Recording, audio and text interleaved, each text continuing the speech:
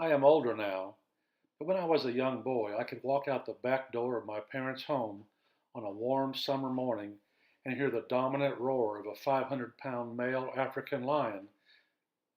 From the local zoo, over a mile away, the sound was still so forceful and intimidating that it left no doubt as to who was at the top of the food chain. On several occasions, I've heard it from only a few yards away. You feel it in your chest as much as you hear it. I can only imagine what that sound would do to a person in close quarters in the wild. I've hunted and fished most of my life, and I have always been fascinated with the natural sounds around me. I have come to realize that these sounds play an important role in the overall experience. I've also come to realize that I am much more aware of these sounds when I am alone.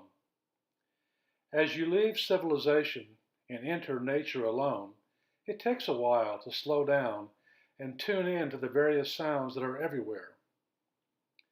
After a few days of being alone in nature, it is possible to feel a part of it and not seem an interloper.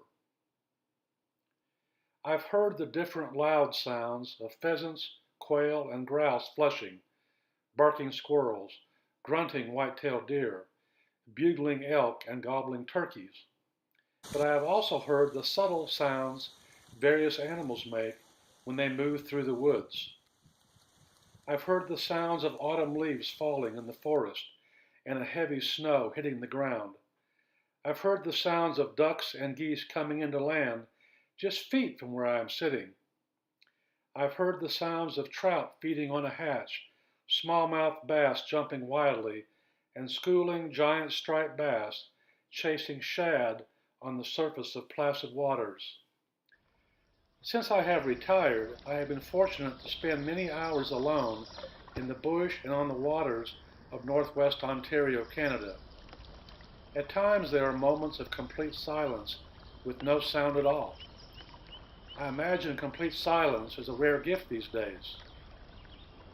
In Canada, I have heard clean water lapping against an untrammeled shore, beavers slapping the water with their tails, a mother bear woofing to her cubs to go to tree as I was much too close, and the sound of wind moving through the feathers of a bald eagle as it swooped to snatch a fish from the water.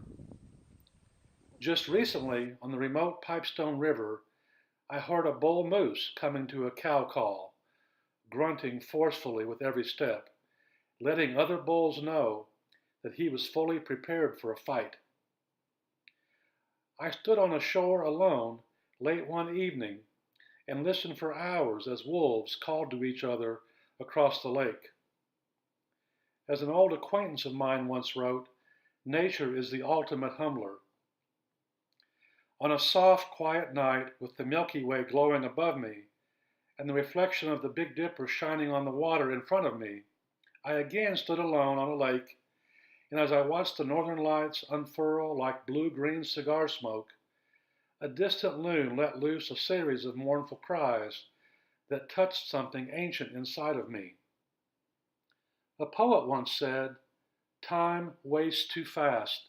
The days and hours of it are flying over our heads like clouds of a windy day, never to return. Everything passes on." It may be true, time wastes too fast, but as I get older, I understand that time spent in the wilderness isn't wasteful, and that all these sounds will travel with me to the end, these sounds of lions and loons.